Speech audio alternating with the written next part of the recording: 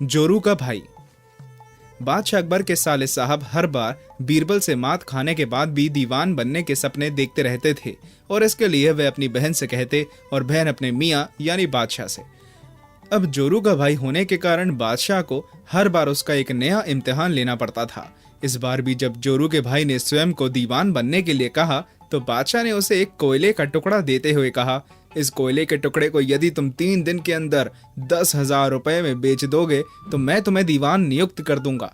यह सुनकर साले साहब मायूस होकर कोयले के टुकड़े को देखने लगे। फिर बोले, हुजूर यह तो नाइंसाफी है, आप बीरबल को अपने से जुदा नहीं करना चाहते, इसलिए मुझे ऐसा काम सौंप रहे हैं जो संभव ही नहीं है। इस कोयले के टुकड़े के भला कौन 10,000 दे देगा? ठीक है, यह कोयले का टुकड़ा मुझे वापस कर दो, बादशाह ने कहा। साले साहब ने वह कोयले का टुकड़ा बादशाह को लौटा दिया। कुछ देर बाद दरबार में बीरबल भी आ गया। बादशाह ने वह कोयले का टुकड़ा बीरबल को देकर उसे 3 दिन में 10,000 में बेचने का कहा।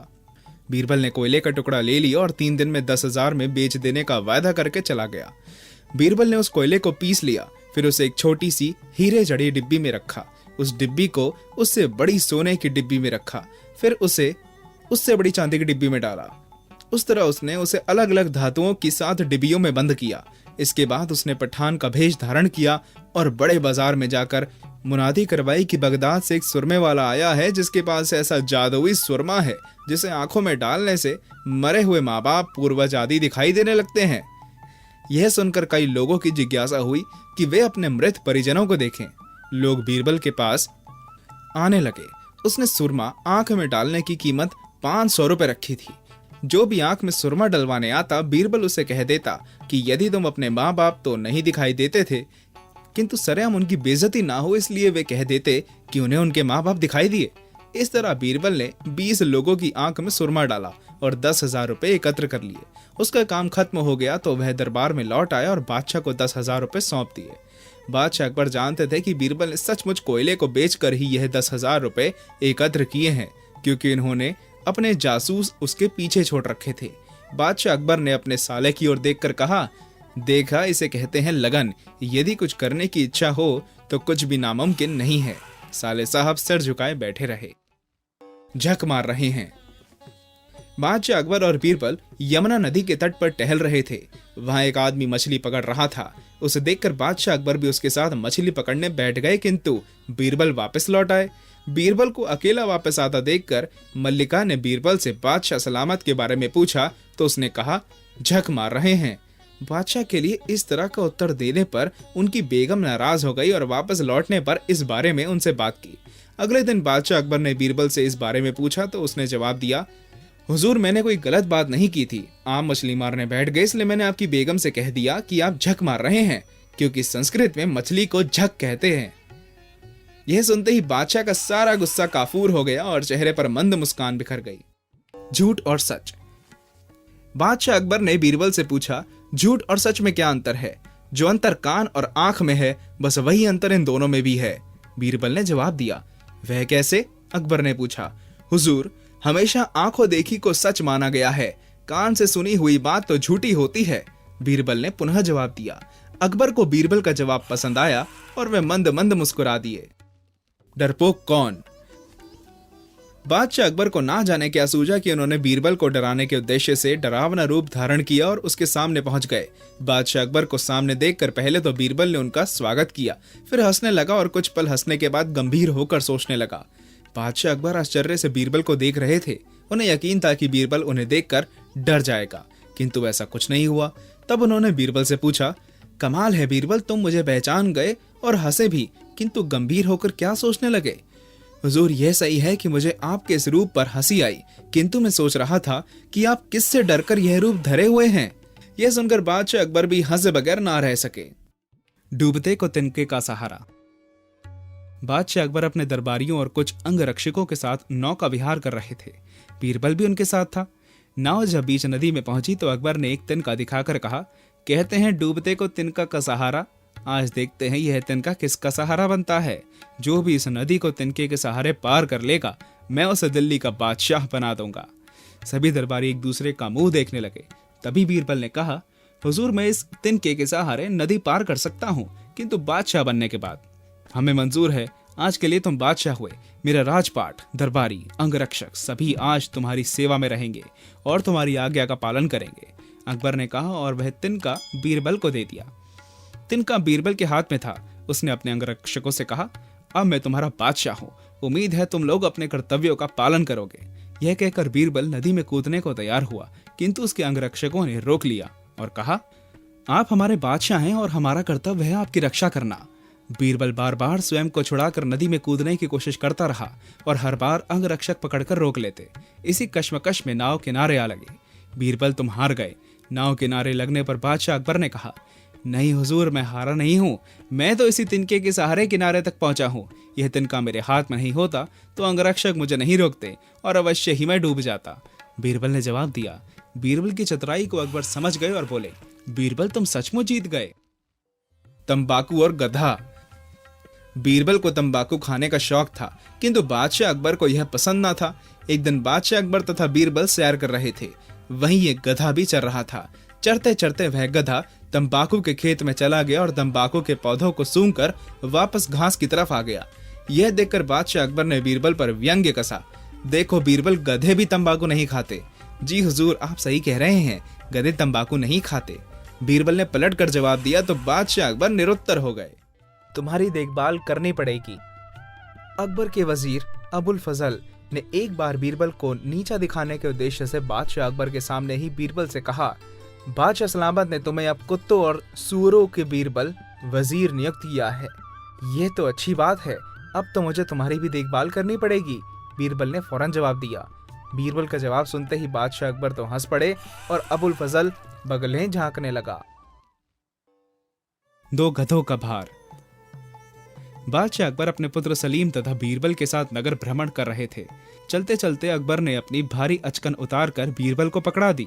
थोड़ी देर बाद सलीम ने भी वैसा ही किया। दोनों अचकनें काफी भारी थी और उन्हें उठाकर चलने में बीरबल को दिक्कत महसूस हो रही थी। यह देखकर अचानक अकबर को परिहास सूझा और उन्होंने बीरबल से कहा, तुम्हारे ऊपर अब एक गधे का भार हो गया है। हुजूर, एक नहीं, दो गधों का भार उठाकर चल रहा हूँ। उत्तर सुनकर अकबर केवल मुस्कुरा भर दिए। धूर्त महाजन। फौजिया की काफी उम्र हो गई थी और वह इस दुनिया में अकेली थी। उम्र के इस दौर में पहुंचकर उसे हज पर जाने की इच्छा हुई, अतः उसने अपने सभी गहने 1000 मोहरों के दाम बेच दिए। 250 मोहरे उसने खर्च के लिए रखकर शेष 750 मोहरों को एक थैली में अच्छी तरह से बंद कर दिया तथा उसे लाख से सील कर दिया। वह उस थाली को लेकर अपने पड़ोस में रहने वाले महाजन के पास गई और बोली, लाला जी, मैं तो हज यात्रा पर जा रही हूँ, किंतु मेरी जिंदगी भर की कमाई 750 मोहरे इस थाली में है और यह मैं आपके पास अमानत के तौर पर रखना चाहती हूँ। हज से वापस लौटकर मैं इसे ले लूंगी। यदि ना लौट सकी तो यह मोहरें आपकी ही हो जाएंगी। महाजन ने स्वीकृति दे दी और मोहरें फौजिया से लेकर तिजोरी में रख दी। फौजिया भी निश्चिंत होकर हज यात्रा पर चली गई। इसी तरह 2 वर्ष बीत गए और फौजिया ना लौटी तो महाजन की धूर्तता जाग उठी। उसे लगा शायद कहीं मर आ गई है और अब नहीं लौटेगी, अतः उसने वे मोहरें हड़प ली। किंतु इसके कुछ ही समय बाद फौजिया लौट आई और उसने महाजन के पास जाकर अपनी मोहरों की थैली मांगी। महाजन ने तुरंत तिजोरी से थैली निकालकर उसे दे दी। थैली वैसे ही बंद थी और उस पर लाख की सील लगी हुई थी, जैसी वह हज यात्रा जाने से पूर्व लगी हुई थी। घर पहुंचकर जब उसने थैली खोली तो दंग रह गई। थैली में तो लोहे और तांबे के सिक्के भरे पड़े थे। वह तुरंत महाजन के पास गई और उससे इस बारे में बात की तो वह भड़क कर बोला, मुझे क्या पता कि इस थैली में क्या था। जैसी थैली तुम दे गई थी वैसी ही मैंने वापस कर दी। फौजिया समझ गई कि महाजन की नीयत बिगड़ गई है, अतः उसने बहस करना उचित नहीं समझा और सीधा बादशाह अकबर के दरबार में चली गई और न्याय की गुहार की। बादशाह अकबर को मामला बहुत नाजुक लगा। सबूत फौजिया के हक में ना थे, अतः उन्होंने यह मामला बीरबल को सौंप दिया। बीरबल ने फौजिया से पूछा, उस थैली में मोहरें थीं, इसका कोई सबूत है तुम्हारे पास? हुजूर, मैंने अपनी सभी मोहरों में एक छोटा सा चिन्ह लगा दिया था।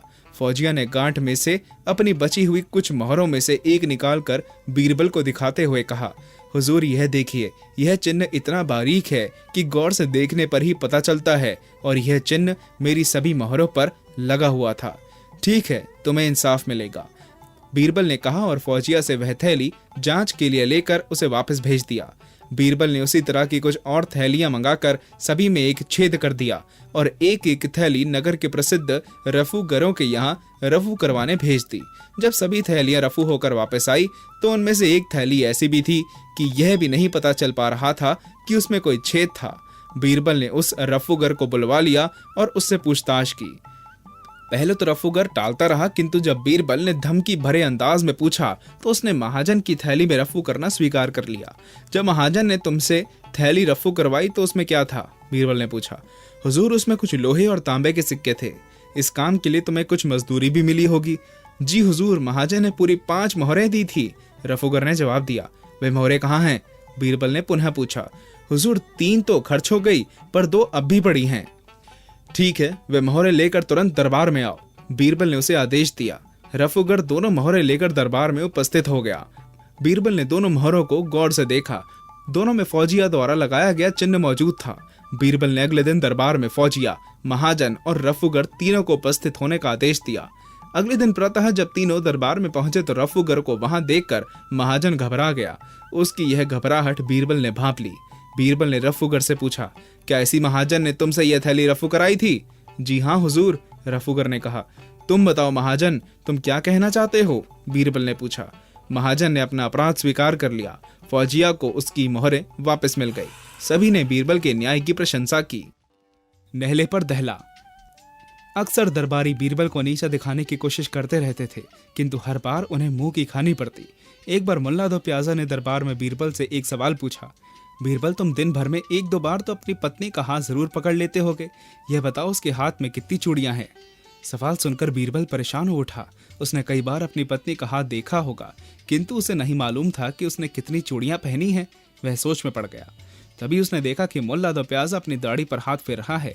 बीरबल के दिमाग में कुछ आया और बादशाह अकबर से बोला, हुजूर, मैं यह तो बता दूंगा कि मेरी पत्नी के हाथ में कितनी चूड़ियां हैं, पर पहले मुल्ला दो प्याजा यह बताएं कि उसकी दाढ़ी में कितने बाल हैं, क्योंकि उसका हाथ तो अपनी दाढ़ी पर दिन भर में कई बार जाता है। बीरबल की बात सुनकर मुल्ला दो प्याजा झेप गया। उसे इस तरह नहले पर दहला की उम्मीद नहीं थी।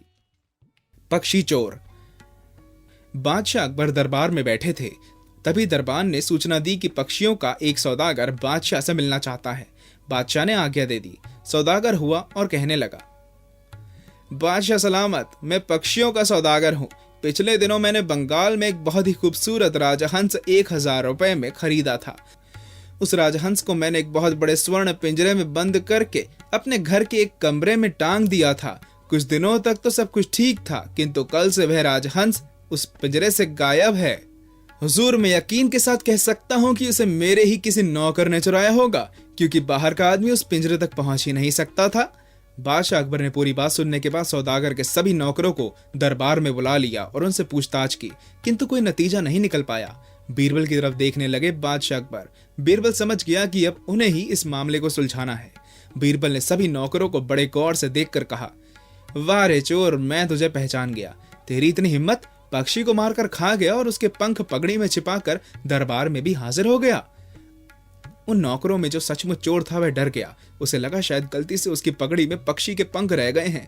वह नजरें बचाकर पगड़ी पर हाथ फेरने लगा, किंतु बीरबल की नजरें सतर्क थी। उन्होंने उस नौकर को गिरफ्तार करने का आदेश दिया। जब सख्ती से पूछताछ की गई तो उसने पक्षी को चुरा कर खा लेना स्वीकार कर लिया। बादशाह अकबर तथा सौदागर बीरबल के न्याय से बेहद खुश हुए। पेड़ का मालिक कौन? केशव और राघव 2 पड़ोसी थे। उनके मकान के सामने ही एक आम का पेड़ था। उन दोनों के बीच पेड़ के मालिकाना हक को लेकर विवाद उत्पन्न हो गया। बात काफी आगे बढ़ गई और न्याय के लिए दोनों बादशाह अकबर के पास पहुंचे। हुजूर, यह पेड़ मेरा है। मैंने 7 वर्षों तक इसे खींचकर पौधे से पेड़ बनाया है। इस साल यह पेड़ पहली बार फल दे रहा है तो राघव कहता है कि यह पेड़ उसका है। केशव ने दुहाई दी। तुम क्या कहना चाहते हो राघव? बादशाह अकबर ने पूछा। हुजूर, केशव झूठ बोल रहा है। यह पेड़ मेरा है और अब फलों के कारण लालच कर रहा है, राघव ने कहा। बादशाह अकबर ने फैसले के लिए बीरबल को आगे कर दिया। बीरबल ने दोनों पक्षों की बात को ध्यान से सुना और फिर फैसले के लिए दोनों को अगले दिन दरबार में हाजिर होने को कहा। दोनों के जाने के बाद बीरबल ने अपने सेवकों से कहा, जाओ केशव और राघव के घर जाकर उनसे कहो कि आपके पेड़ पर कुछ चोरों ने हमला कर दिया है और वे आम तोड़ रहे हैं। ध्यान रहे, इससे अधिक और कुछ नहीं कहना। बीरबल ने अपने 2 और सेवकों को दोनों के घर जाकर छिपकर उनकी बातें सुनने की जिम्मेदारी सौंपी। बीरबल के सेवक पहले केशव के घर गए। केशव घर पर नहीं था तो वे उसकी पत्नी को संदेश दे आए। उसके बाद वे राघव के घर गए। वहां राघव मौजूद नहीं था, अतः यहाँ पर भी सेवकों ने राघव की पत्नी को संदेश दे दिया। कुछ देर बाद जब केशव लौटा तो उसकी पत्नी ने उसे आम के पेड़ पर चोरों के कब्जे की बात बताई। इस पर केशव ने कहा, लूट लेने दो, मुझे क्या फर्क पड़ता है, मैंने तो एक दांव खेला था, मुझे नहीं मिलता तो राघव को भी नहीं मिलेगा, चोर ले जाएंगे, तुम मुझे खाना दो, खाकर सोते हैं, सुबह देख लेंगे क्या होता है। उधर राघव की पत्नी ने जब यह बात राघव को बताई तो वह बौखला उठा और लाठी लेकर तुरंत आम के पेड़ की तरफ दौड़ा। पत्नी ने आवाज लगाई, खाना तो खा लेते। अरे मेरी 7 वर्षों की मेहनत को चोर ले जाएं, मैं ये कैसे देख सकता हूँ, पहले चोरों से तो निपट लूं, फिर खाना खा लूंगा, राघव ने कहा। बीरबल के सेवकों ने छिपकर दोनों की बात सुन ली और वापस आकर बीरबल को सब कुछ बता दिया। अगले दिन दरबार में केशव और राघव फैसले के लिए उपस्थित हुए। बीरबल को यूं तो मालूम हो गया था कि पेड़ का मालिक कौन है, फिर भी वह बोला, इस पेड़ ने तमाम विवादों को जन्म दिया है, अतः इन विवादों को खत्म करने के लिए जरूरी है कि पेड़ ही कटवा दिया जाए। तुम दोनों का क्या विचार है? जैसी हुजूर की इच्छा, केशव ने कहा। हुजूर भले ही आप यह पेड़ केशव को दे दें, पर कटवाएं नहीं, कम से कम यह तसल्ली तो रहेगी कि पेड़ नजरों के सामने है, राघव ने कहा।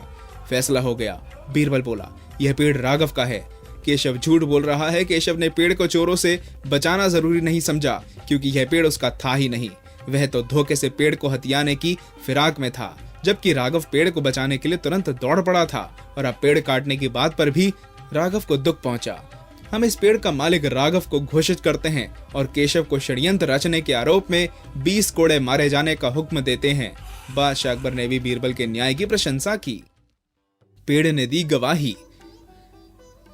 रोशन एक वृद्ध व्यक्ति था। जीवन के अंतिम पड़ाव पर उसकी इच्छा हुई कि वह तीर्थ यात्रा पर जाए। उसने अपने जीवन भर की कमाई में से अपने खर्च के लिए कुछ अशर्फियां रखकर शेष 1000 अपने एक युवा मित्र दीनानाथ को सौंप कर कहा, दीना भाई, मैं तो तीर्थ यात्रा पर जा रहा हूँ, अब 1 वर्ष बाद ही लौटूंगा, तब तक तुम मेरी ये 1000 अशर्फियां बतौर अमानत रखो। यदि मैं ना लौटा या रास्ते में ही मेरी मृत्यु हो जाए तो तुम इस धन को किसी नेक काम में खर्च कर देना। आप निश्चिंत रहें, आपका धन मेरे पास महफूज रहेगा, जब आप लौटेंगे तो वापस मिल जाएगा। दीनानाथ ने जवाब दिया। रोशन आश्वस्त होकर तीर्थ यात्रा पर चला गया। पीछे से दीनानाथ की नीयत खराब हो गई। उसने उन अशर्फियों को डकार लेने का फैसला कर लिया। 1 वर्ष बाद रोशन तीर्थ यात्रा से लौटा और दीनानाथ से अपनी अशर्फियां की मांग की, किंतु दीनानाथ साफ गया। उसने रोशन को पहचानने से भी इनकार कर दिया। रोशन ने काफी मिन्नतें की, किंतु दीनानाथ नहीं माना और रोशन को जलील करके घर से भगा दिया।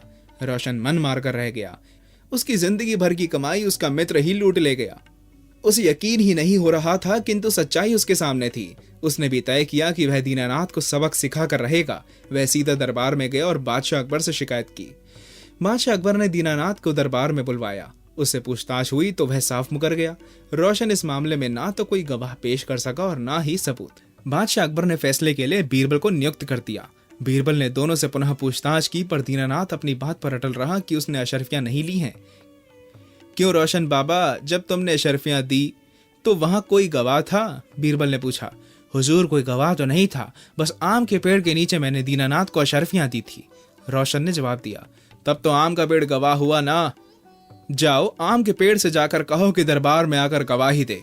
अगर ना माने तो उससे मिन्नतें करना, तब भी ना माने तो राजा द्वारा कटवा देने की धमकी देना। जाओ, बीरबल ने कहा। रोशन मायूस होकर चला गया। पेड़ भी भला कभी गवाही दे सकता है? दीनानाथ दरबार में ही बैठा था और बीरबल भी वहां था। कुछ देर बाद बीरबल ने दीनानाथ से पूछा, रोशन, अब तक उस वृक्ष तक पहुंच चुका होगा, बहुत देर हो चुकी है। नहीं हुजूर, अभी नहीं पहुंचा होगा। वह वृक्ष यहाँ से दूर है और वहां तक पहुंचने का रास्ता अभी साफ नहीं है। वह बुजुर्ग है, उसे तो और देर लगेगी, दीनानाथ ने जवाब दिया। बीरबल कुछ ना बोलकर रोशन का इंतजार करने लगा। काफी देर बाद रोशन दरबार में लौटा और बोला, हुजूर, मैंने पेड़ से बहुत कहा, पर उस पर तो कोई असर नहीं हुआ। हुजूर, अब मेरा क्या होगा? तुम चिंता मत करो, पेड़ आया था और गवाही भी दे गया, वह भी तुम्हारे पक्ष में। बीरबल ने कहा। पेड़ गवाही दे गया? कब? मैंने तो नहीं देखा, दीनानाथ ने आश्चर्य से पूछा। तुम्हारी चोरी पकड़ी गई है दीनानाथ। जब मैंने कहा था कि रोशन पेड़ तक पहुंच गया होगा, तब तुमने कहा था कि अभी नहीं पहुंचा होगा, जबकि तुम जानते थे वह कौन सा पेड़ है और कहाँ है। नहीं तो तुम स्वयं भी उस पेड़ के प्रति आश्चर्य प्रकट करते, पर ऐसा नहीं हुआ। अब सीधी तरह बता दो कि रोशन की अशर्फियां कहाँ हैं, वरना तुम्हें कष्ट पहुंचेगा। दीनानाथ डर गया। उसने स्वीकार कर लिया कि उसने मन में लालच आ गया था। उसने माफी मांगी और रोशन का धन वापस करने को राजी हो गया। बीरबल के न्याय से अति प्रसन्न हुए बादशाह अकबर। पैसे की थैली किसकी? दरबार लगा हुआ था। बादशाह अकबर राजकाज देख रहे थे।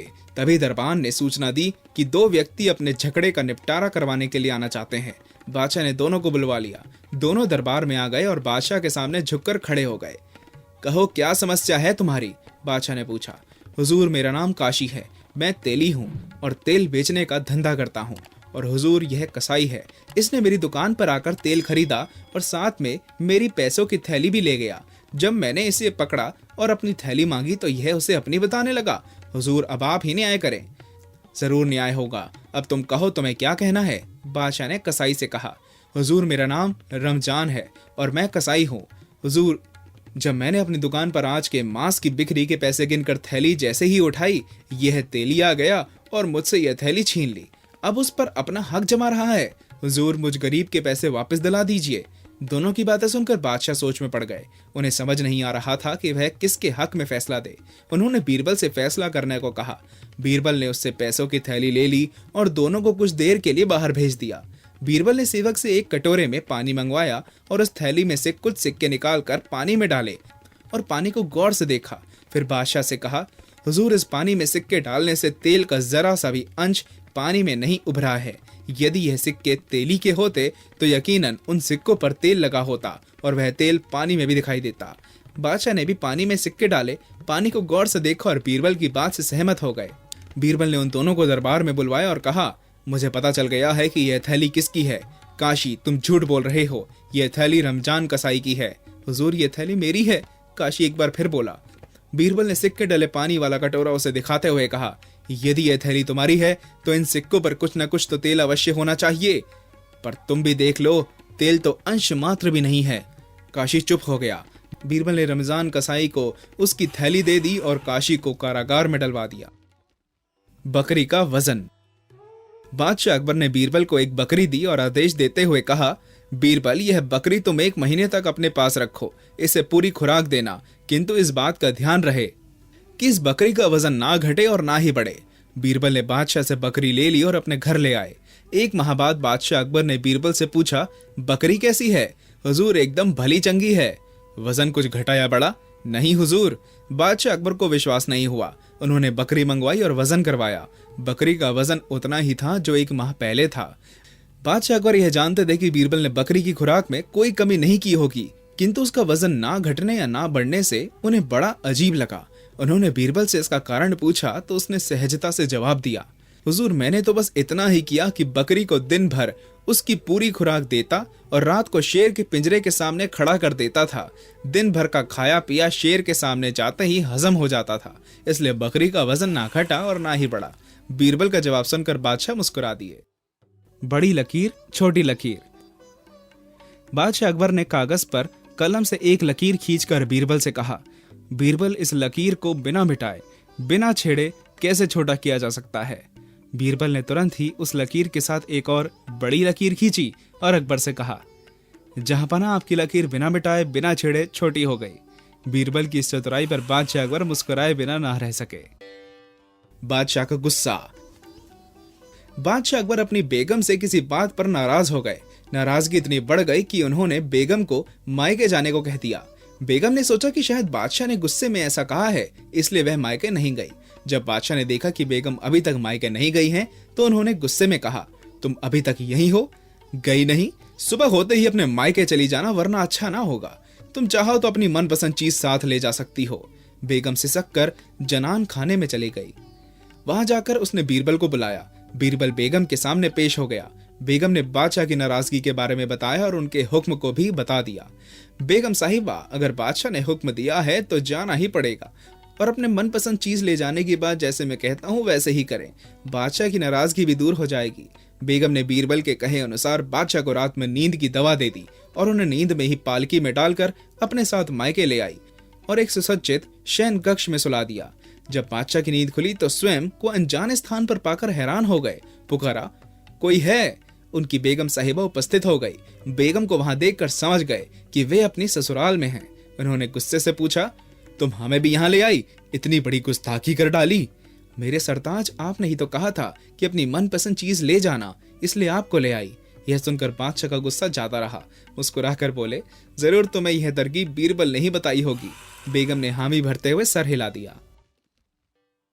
बादशाह का तोता। एक व्यक्ति दरबार में तोता बेचने आया। वह तोता बहुत ही अच्छी नस्ल का था और बहुत ही अच्छा बोलता भी था। अकबर को तोता पसंद आ गया और उन्होंने उसे खरीद लिया। बादशाह अकबर ने उस तोते की सेवा के लिए एक सेवक नियुक्त कर दिया। उस सेवक का कार्य केवल उस तोते की देखरेख करना था। बादशाह ने उसे सख्त हिदायत दे रखी थी कि यदि कोई भी कोताही बढ़ती गई तो उसका सर कलम कर दिया जाएगा। कुछ दिन तक तो सब कुछ ठीक ठाक रहा, किंतु उसके पश्चात एक दिन अचानक ही तोता मर गया। अब सेवक की जान सांसत में आ गई। वह समझ नहीं पा रहा था कि तोते के मरने की सूचना किस प्रकार बादशाह को दे। उसे जब कोई उपाय ना सूझा तो उसने बीरबल से सलाह ली। बीरबल ने सेवक को सांत्वना दी और उसे निश्चिंत कर वापस भेज दिया। बादशाह को इसकी सूचना देने की जिम्मेदारी उसने अपने ऊपर ले ली। इसके बाद बादशाह अकबर के पास गया बीरबल और बोला, हुजूर, आपका तोता। इतना सुनते ही बादशाह अकबर उतावले होकर बोले, क्या हुआ, तोते को मर गया क्या? नहीं हुजूर, आपके तोते ने समाधि लगा ली है। वह ना खा पी रहा है और ना हिल रहा है, बस केवल आंखें बंद करके समाधि में लीन है। बादशाह अकबर तुरंत तोते को देखने गए। वहां जाकर देखा कि तोता मर चुका था। इस पर वह बीरबल से बोले, इतना घुमा फिरा कर क्यों कहा, सीधा कह देते कि तोता मर गया है। हुजूर, तोते के मरने का समाचार देने पर आप मृत्युदंड दे सकते थे, तभी इस तरह कहना पड़ा। अकबर को अपनी ही कही बात याद आ गई जो उन्होंने तोते के संदर्भ में सेवक से कही थी। वह समझ गए कि बीरबल ने इस तरह सूचना देकर तोते के सेवक की जान बचा ली है। बादशाह के आम। बादशाह अकबर, उनकी बेगम तथा बीरबल तीनों बाग में बैठे आम खा रहे थे। बादशाह अकबर को मजाक सूझा और वे आम खाकर उसके छिलके व गुठलियां बेगम की तरफ फेंकने लगे। आम खा लेने के बाद बादशाह अकबर ने कहा, मैंने तो एक दो आम ही खाए, किंतु बेगम ने तो बहुत आम खा लिए। देखो कितने छिलके और गुठलियां उसके सामने पड़े हैं। बेगम शर्म के कारण चुप रही, किंतु बीरबल से ना रहा गया और बोला, हुजूर, आम तो हम सभी ने उतने ही खाए हैं, पर आप तो छिलके और गुठलियां समेत ही खा गए, तभी तो आपके आगे छिलके और गुठलियां नहीं हैं। बादशाह अकबर जानते थे कि बीरबल कोई ना कोई जवाब जरूर देगा, इसलिए वे बुरा नहीं माने बल्कि हंस दिए। बादशाह हंस पड़े। कभी कभी बादशाह अकबर दरबार में जब हंसी मजाक के मूड में होते तो उल जलूल सवाल पूछ लिया करते थे।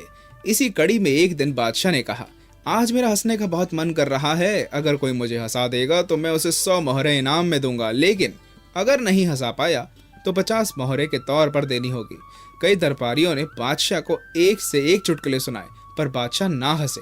बेचारे हरजाना भरकर बैठ गए। तब बीरबल आगे आकर बादशाह के कान में बोला, हुजूर, अब हंस भी दीजिए, नहीं तो पेट में गुदगुदी कर दूंगा। पेट में गुदगुदी के नाम से ही बादशाह अकबर की हंसी छूट गई। सभी दरबारी हैरानी से बादशाह अकबर और बीरबल को देखने लगे।